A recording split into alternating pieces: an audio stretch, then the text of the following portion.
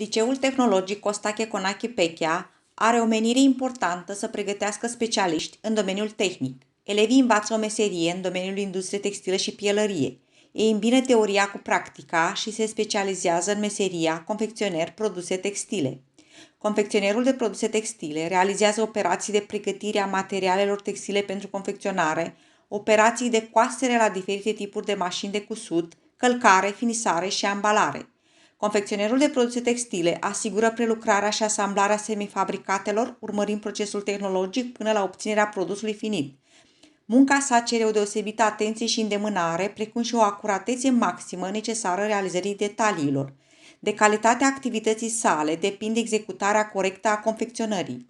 Confecționerul de produse textile lucrează în echipă, comunică interactiv la locul de muncă, participând în mod constructiv la discuții pe teme profesionale, își planifică activitatea și respectă normele de protecție a muncii.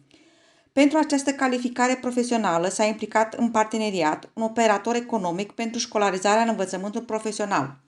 Elevii primesc o bursă de 200 de lei pe parcursul desfășurării cursurilor, iar la finalizarea studiilor, elevii obțin certificatul de calificare profesională nivel 3.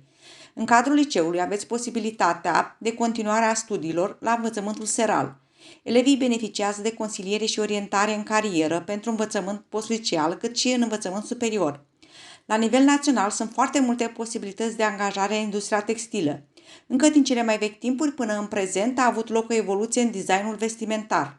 La învățământ profesional, elevii reușesc să dobândească cunoștințe teoretice și practice și să se specializeze pentru calificarea confecționer produse textile. Vă urez mult succes în alegerea carierei. Cine are o meserie, are o moșie.